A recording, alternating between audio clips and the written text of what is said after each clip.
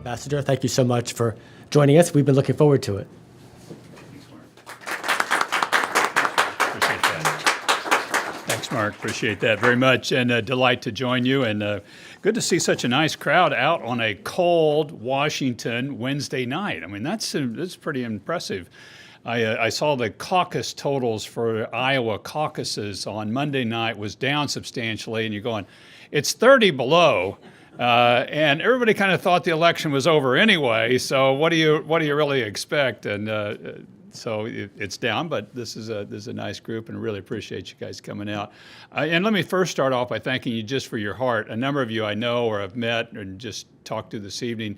You've worked this space on religious freedom for a long period of time, and your heart just can't stop working for this space because you know what's behind it. There's people that are suffering and that are being persecuted and harmed, and you can do something about it, and you're going to do it with every bit of breath that you have. And I want to honor you for doing this.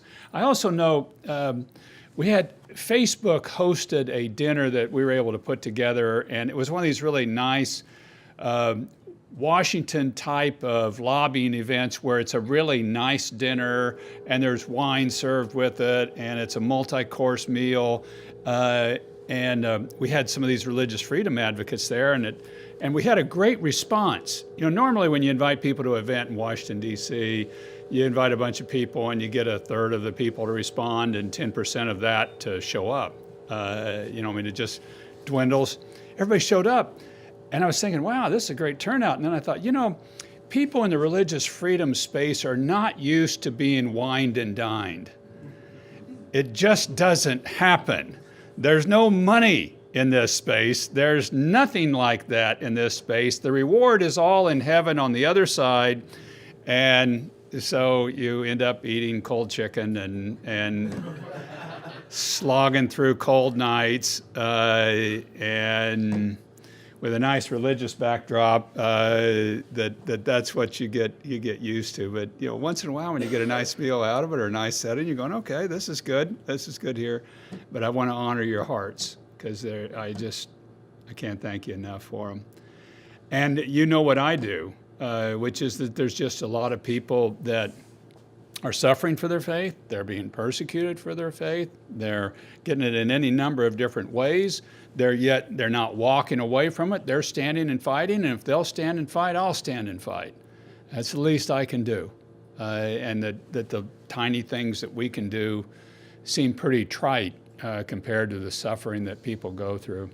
I remember I was in Taiwan. We did a religious freedom summit there a couple years ago, and the thought just hit me there that we're doing all of this because there are people in places all over the world in quiet corners, quietly praying to God, and God is hearing them.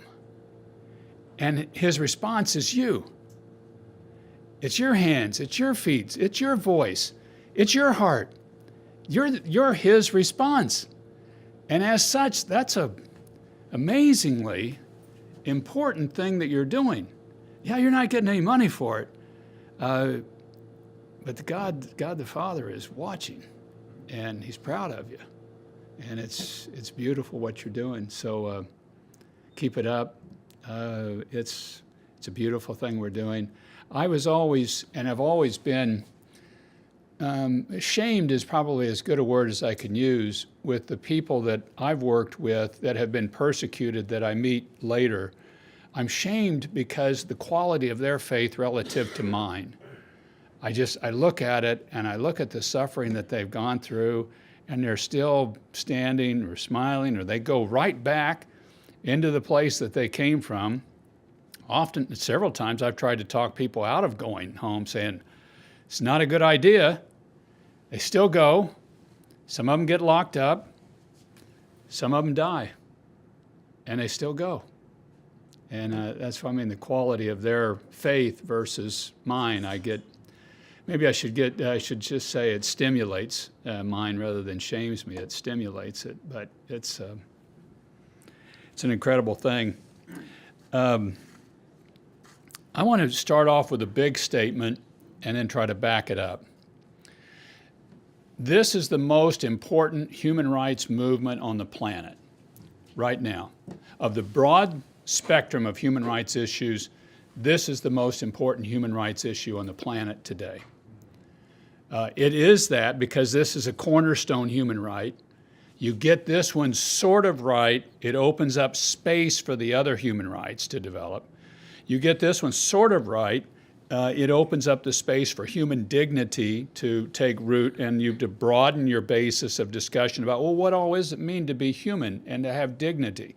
Well, number one, I get to pick what I do with my own soul. That's what it means. And no government or community should be able to tell me what to do with my own soul. This is the most precious thing that there is to me. It's the most central thing there is to being human. And as such, we're starting to now see, and you'll see at this summit, if some of you come to the International Religious Freedom Summit at the end of the month, now we're starting to be joined by some major human rights organizations. Freedom House is going to be there and sponsoring. National Endowment for Democracy is a part of it, and they haven't been in the past. They haven't been opposed to it. They just haven't been there. But now they're starting to see, you know, if you can get this one right, there's a couple of things. Number one is you can tie into a global community of people of faith, because most people around the world operate by a faith.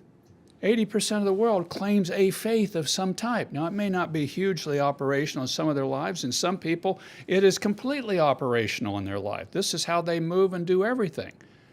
But now you're seeing more of the kind of the more, I would put it, more center-left groups, democracy advocates saying, you know what, let's tie into this movement because this is a ticket forward. And the Human Rights Project has been in decline for the last 15 years globally.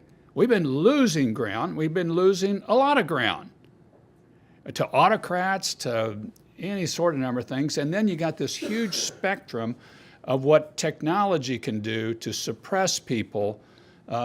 Technology can make our lives all better, but it can also be used to suppress people. And now people are looking at the specter of how an autocrat can use this technology to suppress people, or people with a particular ideology suppress the minority. And folks are saying, we've got to get ahead of some of these curves or we're going to be in a real problem. A number of you are completely familiar with the situation in Xinjiang, China. And to me, as I've studied and I've been around this issue and talked about it a lot, this is the beta test for what you're going to see autocrats do in a lot of places around the world is this high-tech virtual police state. Cameras everywhere, cell phones tracked, required that you put in your location device on your cell phone for the government to have, genetic sampling, social credit scores, and then I think soon in a number of these places, electronic currency that there won't be a hard currency, it'll be all digitized and then trackable again by the government at all times, and you can turn it on or you can turn it off. And just the spectrum of all you can do, and even doing something like driving a car that they're mobile computers anymore. You're going, well, how much is this going to be impacted as well? All this is currently available technology, and it can be used for good or for ill. Technology is morally neutral, and you're seeing it being beta tested and designed in how you can use it to suppress a religion. And you're starting to see these systems then follow out and go out in other places. That's why, again, this is the most important human rights movement on the planet today. What we're doing here and what we're seeking, because here's a core of people that have a passion. And you got to remember, too, religion is often the only institution left in a country with enough stature, with enough adherence, with enough passion to actually stand up to a government. There's just, in most places, there's nothing else that can do it or will do it. And places like communist China, they saw the play of what happened to the Soviet Union. They saw what happened in Poland, where you had a long dormant Catholic Church, but then this latent seed that was there that when Pope John Paul shows up and says, "Be not afraid," this thing sprouted, and it ate them. And they're not about to allow that to happen again. And it's not just Christianity or Catholics. I mean, in China, I mean, it started with the Tibetan Buddhists, and it's Muslims, it's Falun Gong, and it's everybody, Christians. So this is an amazing time, and you are the hardy ones that are working on this. I say we're noticed better by outside groups and people in democracy advocacy. There's another piece of why we're so important to the broader movement today, and I think it's starting to be the realization that if you ever want to stop or slow down the genocides in the world, you've got to grant religious freedom to everybody, particularly to your minority populations. This is the essence of it, because most genocides are of religious minorities. It was true certainly in the World War II and the Holocaust, where you had this horrible thing to the Jews, but it's true today in Xinjiang of the Muslims. It's true of the Muslim population in Burma. It was true of the Yazidis and Christians in northern Iraq. It's virtually most of the genocides in the world are of a religious minority. So if you're ever going to say never again with any possibility of having a true impact on it, you're going to have to guarantee religious freedom for your minority populations, period. You've got to do it. This is our only real hope to slow this train down, and we've had continued genocides when we've said many times, never again. How many times have you heard that said? And we keep saying, coming, here it is again, instead of never again. This is the only way. And I think we're starting to get some resonance with people putting the two together and say, maybe I don't want to admit it, but that is true. And we're going to have to do that. A couple other comments that I want to make, and then this is such a quality crowd, I'll open up for questions. The movement is growing for religious freedom, and the problem is growing. I was flying back. Again, this was from Taiwan this last time. I was flying back from there, and I was thinking, we're doing 3 times as much in the religious freedom space as we've ever done before, and I've been around the movement for 20 years. There's more groups forming, they're stronger, they're more organized, they're in more places, there's more unity, there's more different religious groups involved than we've ever had before. I used to hold meetings on religious freedom when I was in the Senate, and we would get 5 people, and 2 of them are me and my staff member and I. So we got 3 people. You can put together, we'll have the International Religious Freedom Summit at the end of this month, January 30, 31. If you're not registered, go on the irfsummit.org website and register. I hope all of you are going to be there or around it. We'll have, we had 1,200 people last year. We're hoping for 1,500 this year. It's people from all over the world, and many bringing in their stories about it. It'll be an amazing gathering. It'll be the largest gathering of religious freedom activists by far on the year, and I hope you can come to it. That's from 3 to that. And these will be people of passion and of different faiths from all over the world to connect with. So the movement's 3 times as big. The problem has gotten 10 times as big. That's the issue. Used to be we mostly struggled with communism and militant Islam. Kind of were the 2 real key centers of it, and they were tough and they were hard, but a lot of other places, would kind of leave you alone. And even before Xi Jinping, the Chinese weren't in a lot of places too bad. It was more of a regional instead of a national issue on religion, and they would allow religion to flourish in a number of places.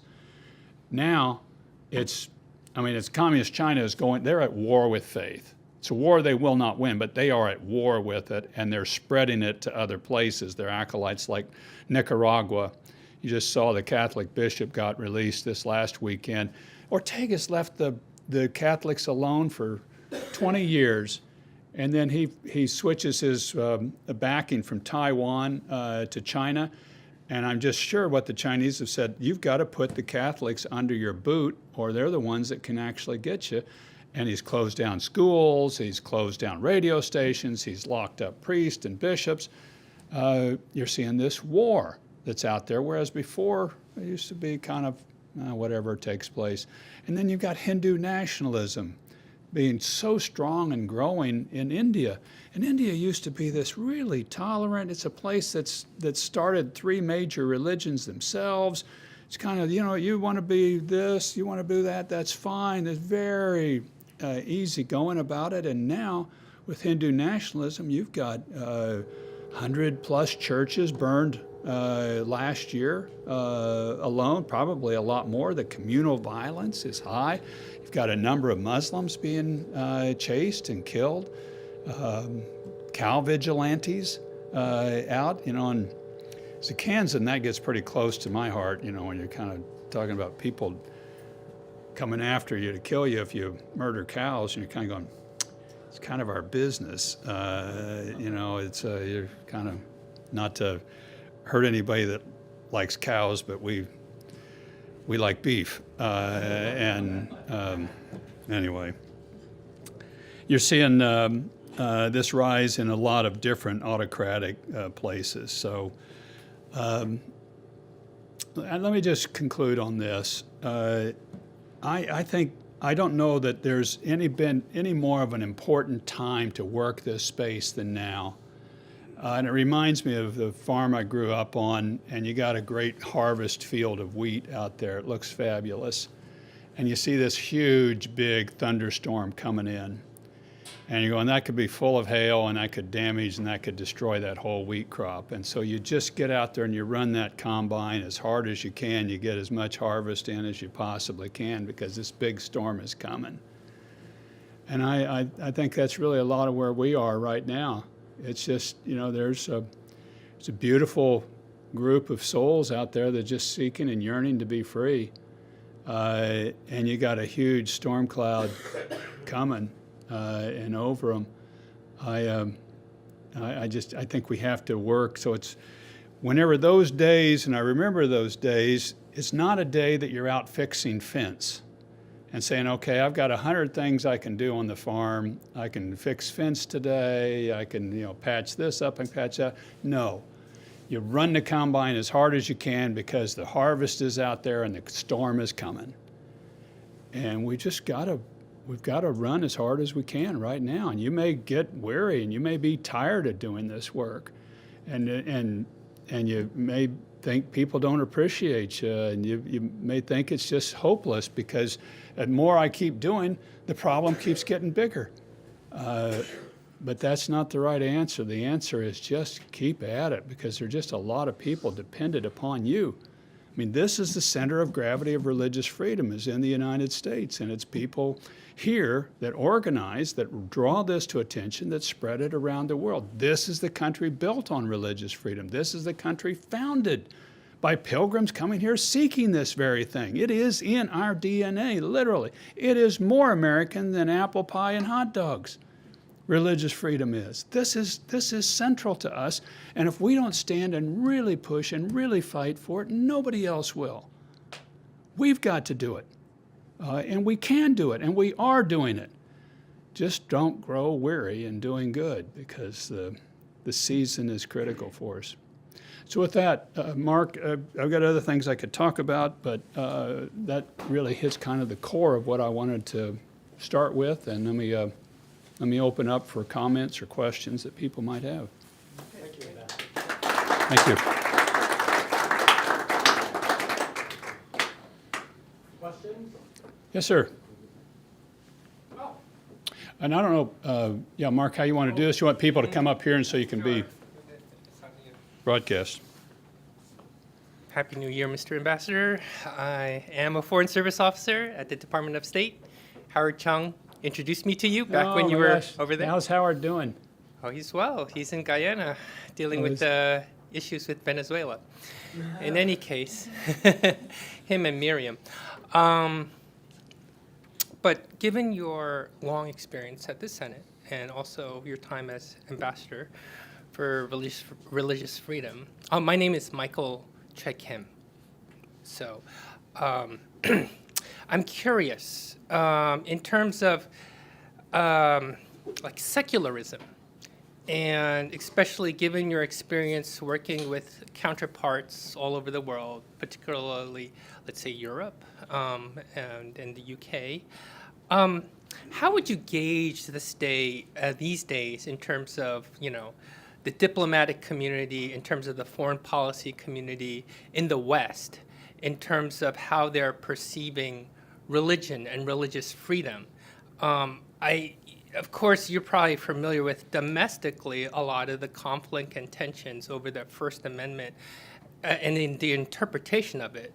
I myself, I've been fortunate when I was at our mission, the embassy in Manila, Philippines.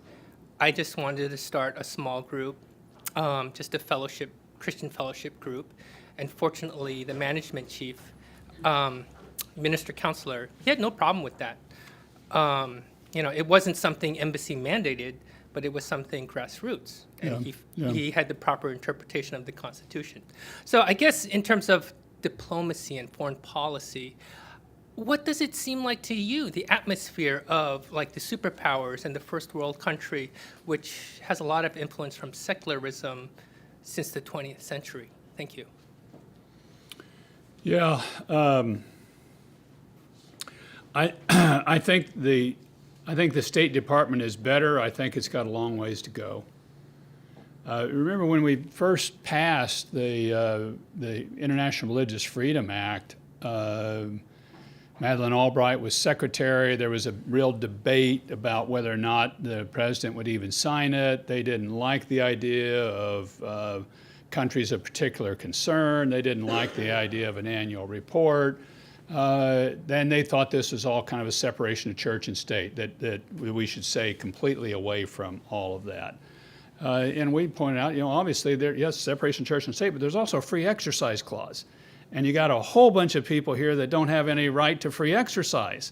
And finally, really, Madeleine Albright, to her great credit, comes down in favor of the bill. The bill was proposed by Don Nichols and Dianne Feinstein. They were the two primary original carriers of it, and it passed. But that was a breakthrough moment, because before then it was like the State Department foreign policy apparatus was allergic or completely opposed to things of faith. Remind me a little bit of when George Bush first talked about bringing charitable groups into welfare type of programs, compassionate conservatism agenda. There was a big rejection initially on the left saying, terrible, you can't do these sort of things. This is a mixing of church and state, it's horrible. And then, as the issue unfolded and you got all these churches and the religious people getting involved in helping out in prisons and homeless shelters and things, and people kind of go, well, okay, it's kind of all right, as they invested their spiritual capital in this. That's where I see kind of the same place for the State Department. So under Trump, you get a breakthrough in the Middle East around the Abrahamic Accords. Now, who's Abraham? Let me think about who he is. And before, on the Middle East, you never talk about religion in the Middle East peace. This will be the surest way you kill Middle East peace, is to get religion in. Well, it turns out it's a very religious part of the world, and you've got to actually engage religion to get peace in the Middle East. And they did, at least philosophically and not opposition, and you get this amazing break. Now, timing was also important. There was a lot of other factors in it as well. But what the State Department and our foreign policy system, I think, is starting to recognize is that don't just keep religion at arm's length. Yes, we have separation of church and state, but this is also can be an absolutely powerful tool in good diplomacy. And it's got to be used right. It can't be establishment by the U.S. So I think we're making some progress there now. I think we got a long ways to go, and I think the Republicans are far more open to this than the Democrats are, but it's coming along.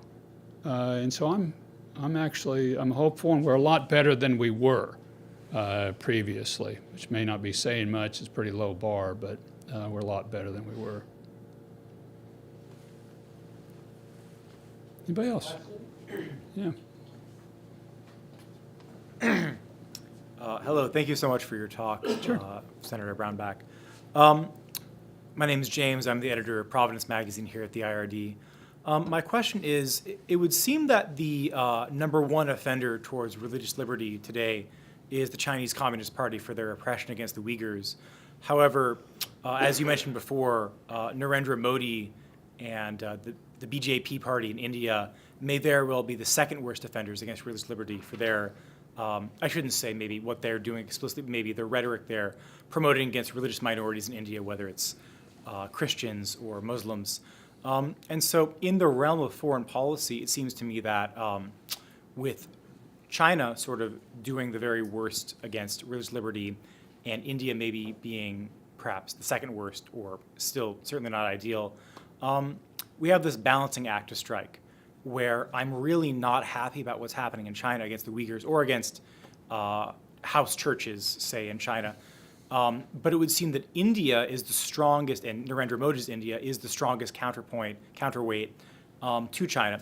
And so it seems for American foreign policy, it seems a really sort of sound strategy is to invest in India financially or otherwise to be a counterweight to China and China's malignant influence. But at the same time, India itself is not, what's going on in India right now, it's very distressing for what's happening to Christians and Muslims and other religious minorities. And it seems to be the realist, quote unquote, position would be to just support India against China for the sake of having a better international powers playing off each other, a stronger international equality of powers so as to avoid conflict.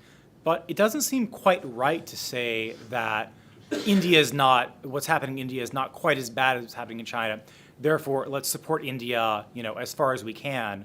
It doesn't seem right to just sort of ignore the oppression against Christians and Muslims in India just purely for the sake of supporting a counterweight to China in Asia. And so we seem to be left with, no good options, I suppose, although Providence being a realist publication, we're accustomed to having no good options and rather selecting the best of the bad options. But I'd love it if you could comment on how we should think about trying to counterbalance China as a really grievous offender of religious liberty when the strongest counterbalances in Asia, which would be India and maybe after India, Indonesia, which has its own problems, how we should go about doing that in a way that is ethically consistent.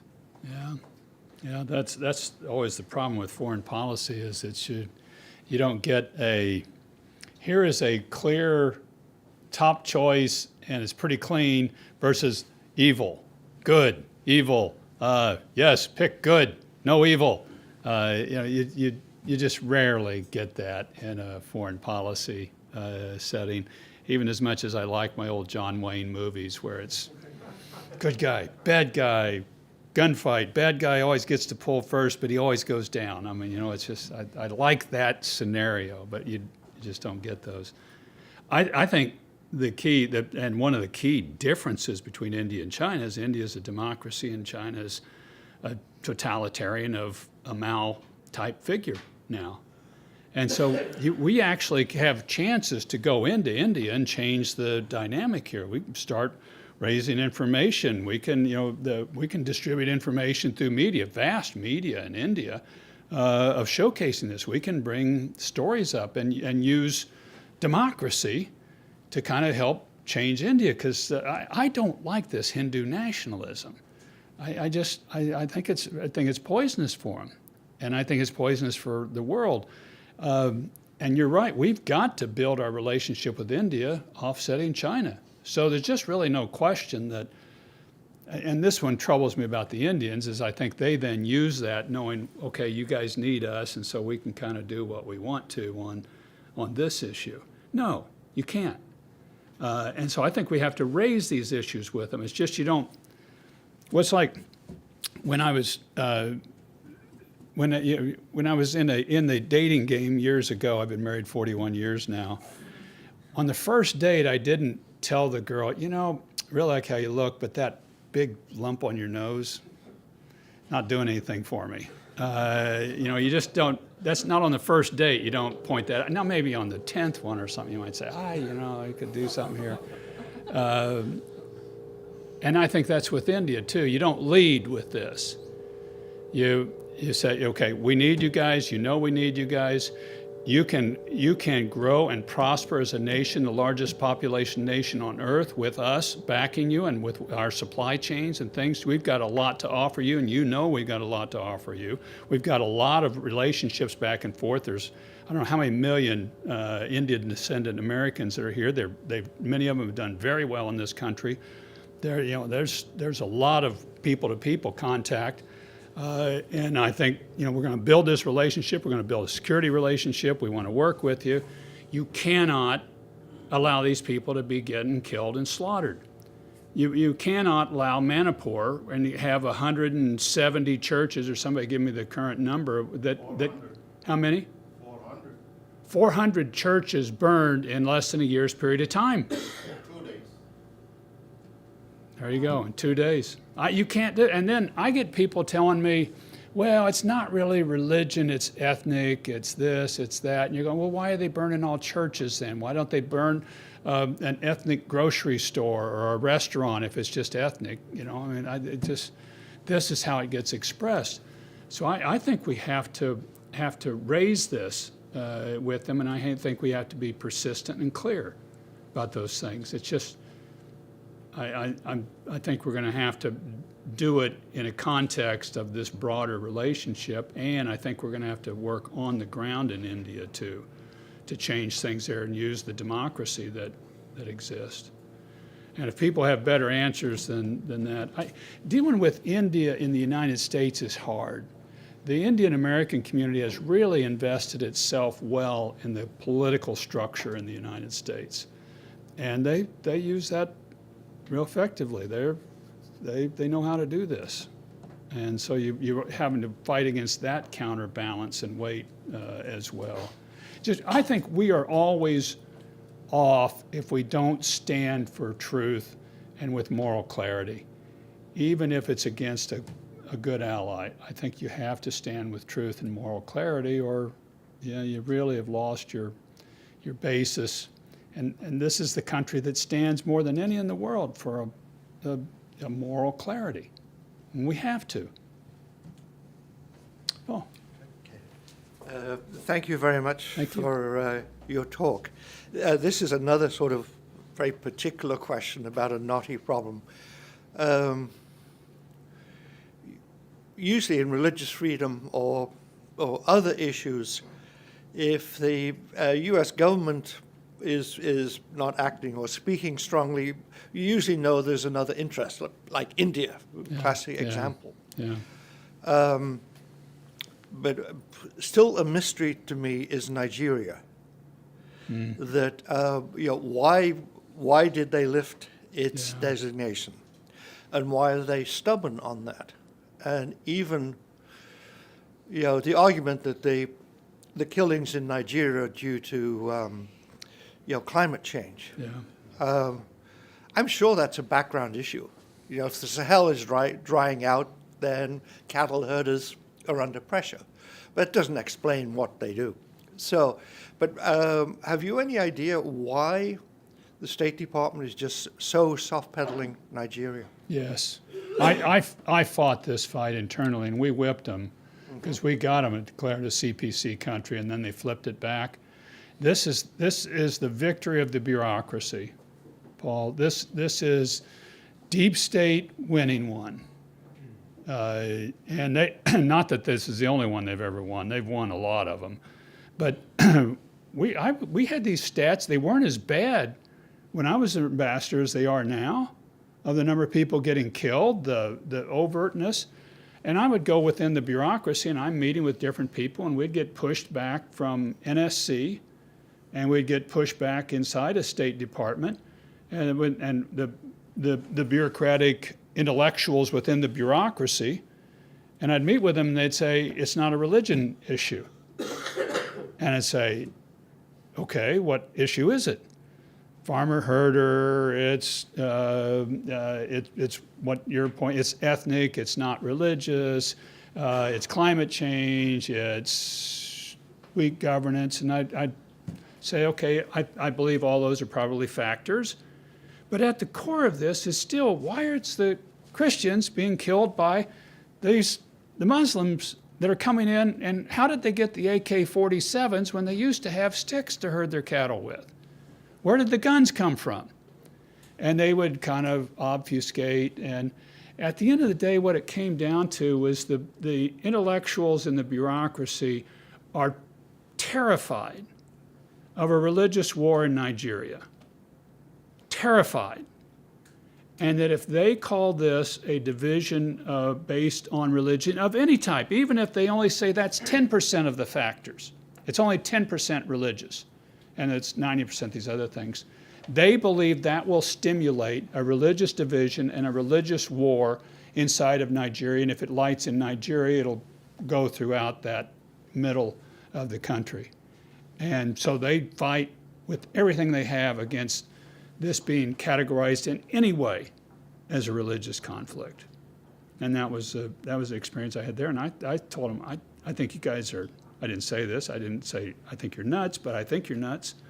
And you are ignoring reality, willfully ignoring reality, but they saw it as a greater good if they ignore and paper over this.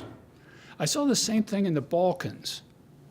The history of the Balkans based on religious-based conflicts there. And I was saying, let's get the religious leaders in the Balkans together to reconcile with each other. Start with the religious leaders that were willing to, and to reconcile between Muslims and Orthodox and Catholics and Protestants, whatever, that are still there, but it's primarily these three that have been killing each other for centuries in the Balkans, right?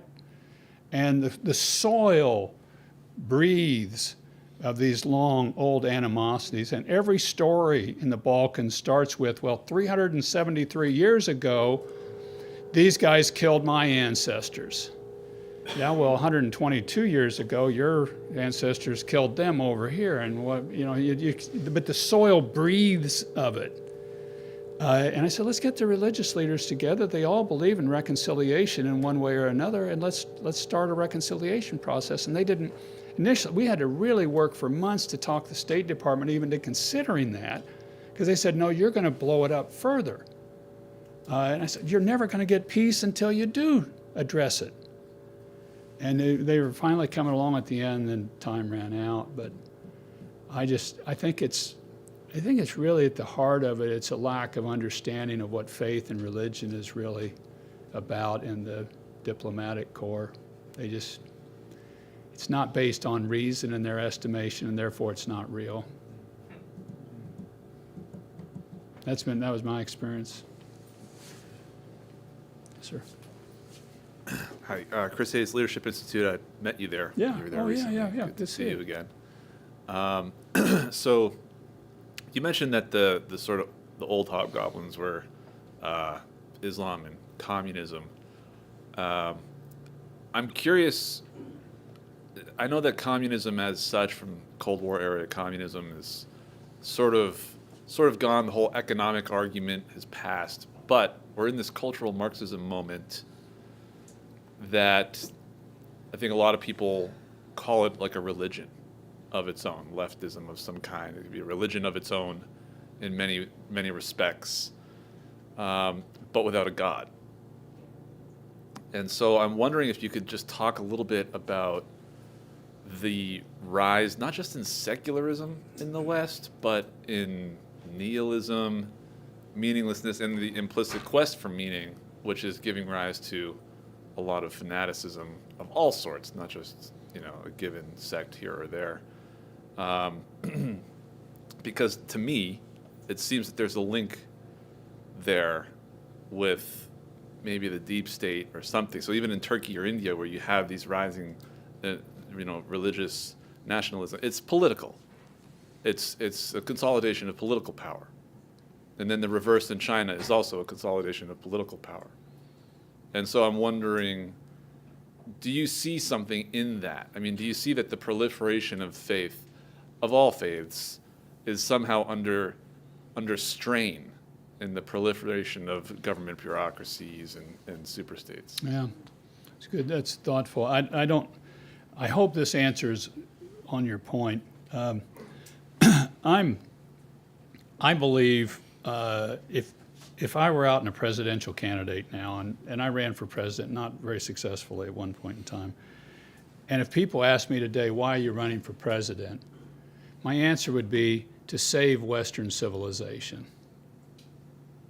I think we're at that profound of a moment now. I think we're at such a, and what I mean by that, Western civilization is built on primarily kind of Greek reason that there is a God and it is discoverable what his attributes are, and we ought to kind of live the way he modeled or he designed us, and the Judeo-Christian ethic, much of which is built around the absolute beauty and inherent dignity of the individual, created in the image of God in every one of you, equally. I mean, and you are in an incredible creation, never to be recreated, never to be repeated, an image of the living God. And that dignity, that beauty, led kind of Western civilization to this, really pinnacle of running the world for the last 1,000 years or so, off of kind of those two twin thoughts, really, this inherent dignity of the individual and natural laws, discoverability, and we should live according to it. Now you're in this moment where you're just kind of walking away from the very trunk of Western civilization. And you say, I don't believe in any of it. There's not a God. Well, if I don't believe in a God, then I can't be created in his image because I don't believe he exists. So why were you created? I just happened to get here. Okay? Then you just happen to discover, and whatever is your truth is what truth is. And so you kind of fracture out into everything, and you don't have any core organizing principles, and things really start to have a lot of trouble. Then, because civilizations are generally built around a faith, and the Western civilization has profited the world incredibly. Over the past 1,000 years, we have given more prosperity, more individual dignity, more freedom to people than they've ever had, not without our problems. We have had problems. We've had slavery, and we've picked on people, and we've treated this group wrong. I mean, all those things exist as well. But at its core, this model has been fabulous for the world, and we're running from it, or we're chopping it off at the root. And so then I think you get these things that really, at the end of the day, you don't have an organizing principle for your society, of which you have things really falling apart at that. I think this is a really incredible moment.